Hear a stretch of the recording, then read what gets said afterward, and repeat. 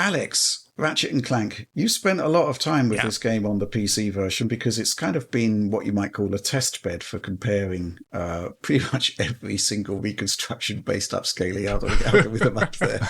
And lo and behold, we now have PSSR added to the mix. And we've got some clean footage now of Ratchet. I mean, earlier in the week when you didn't, you were struggling to come up with something that would broadly comparable. I'll talk about that in a second. But it looks like you've got a lot of notes here based on the docket about Ratchet. So, let rip. Yeah, so just want to say with regards to Ratchet and a later title, Horizon Forbidden West, that for some reason, at least in the core presentation from Cerny, none of the B-roll provided, there is some sort of post-processing being done to the footage that like really crushes the blacks in it and moves the white midpoint down. So whites tend to look grayer as a result of that too. And all the shadows lose a lot of their internal detail. They come like pure black almost. That is a thing. It could either be a capture error or something they applied to the footage, maybe by accident, I have no idea. But that affects some of the things we're going to be talking about here. So when I show images of Ratchet, I have tweaked the PC version's images to be more similar to the PlayStation 5 Pro footage we have. But technically, I think if you were playing the game, it would look quite different. And if you see any differences, that's just because I'm trying to approximate the look of the footage, not because there's actually a difference in color there. Okay, so let me get that out of the way. That's good. Ratchet and Clank. Now, I think this is really interesting because we just had now T-Loop where it's kind of taking that performance mode and adding PSSR to it. Well, and with a flat base resolution, most likely.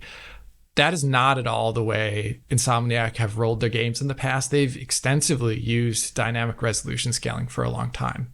And they apply their IGTI on top of that to get that up to either 1440p or 4K, depending upon the game and mode you're selecting.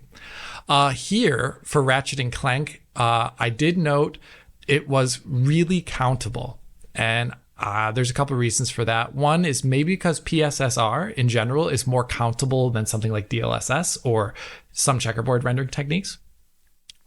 Or it's also because Ratchet and Clank, at least based upon some of the things you can set on PC, as well as I would say the general look of the output, is maybe over sharpened. And that is causing some of the aliasing to stick out a lot more because sharpening is increasing local contrast, which then makes edges more obvious, including edges that don't have good anti-aliasing. So that is a thing to consider. As a result of that, though, it was really countable even in still images, which is usually reconstruction's best. Like if the image is sitting still, sometimes it can just look straight 4K. And even in just like still images, I could count anywhere between 1440p, like when the action's going up, or up to almost 1800p when nothing was happening and it was like looking towards the sky briefly. So it's like this range, and that is roughly, I think, the range of like the quality mode in Ratchet and Clank, if I recall, on the PlayStation 5. So it seems like it's taking that almost, but there's a big difference in the settings that we see here, because this kind of points out another aspect that was in that PlayStation 5 Pro presentation from Cerny, that the power isn't there just to bring up a fidelity mode to 60 FPS for a variety of reasons. GPU, CPU, memory bandwidth, it's all not necessarily there. So what they've done here is it looks like they're taking the settings from the performance mode of Ratchet and Clank, which, has reduced settings for a variety of areas, and then using PSSR to bring that up to 4K. And that's kind of what we're getting here. So if you put it next to like the Ultra PC version and these shots that I have here, you'll see that like there's reduced crowd density. The LOD in the distance is lower. There's like more geometric edges you can see there. There's no background depth of field. That's something that the PlayStation 5 version, its performance mode cut out, that was interestingly not able to be toggled on PC as an option. So there are some other things there too, as well as the fact that post-processing, and I don't think this is also an option on PC, is quarter resolution. And you can see that sometimes when like an effect pops on screen really quickly, and it's all of a sudden the game looks really jagged, even though the rest of the scene doesn't look that way. Oliver noted it when like he's coming out of the portal, and I noted it as one time, like right as he uses that lasso tether to get into a portal, everything looked 720p all of a sudden. I was like, what? And it's like, no, that's quarter res of the real internal resolution at that moment, which is 1440p. Okay, so there's that. So it's not the like ultra settings, it's not the fidelity mode settings, it's the performance mode PS5 settings brought up to 4K using PSSR. And in this title, it's a little bit more easy to count due to a lot of factors. But what does it look like versus what we can compare to on PC? Well, in this shot here, I counted the PS5 Pro, the one where he's waving at the crowds.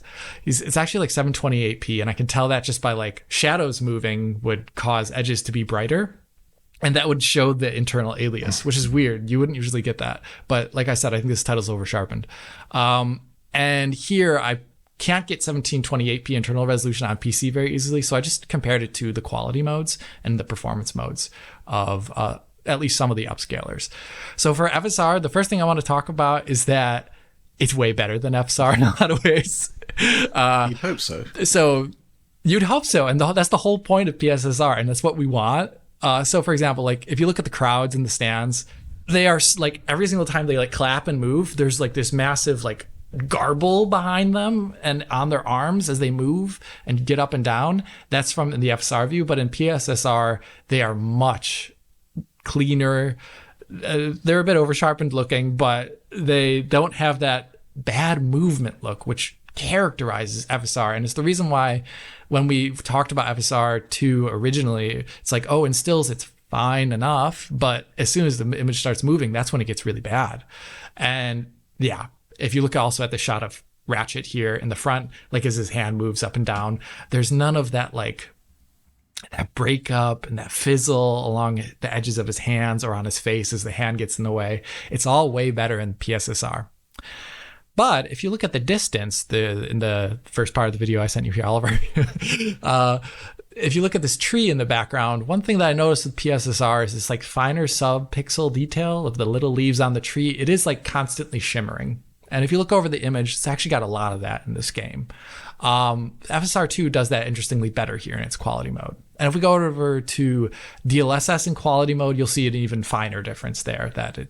That tree is like very stable looking in DLSS, whereas it's shimmering with PSSR at a higher resolution internally.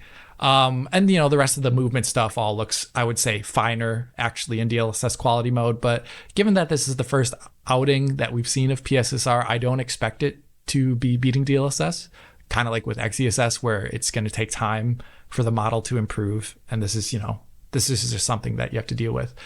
But yeah, so first impressions are, I also compared it to DLSS performance mode, just for giggles here, and there you can notice that DLSS performance mode does like stabilize that tree in the distance, subpixel detail there, more than PSSR.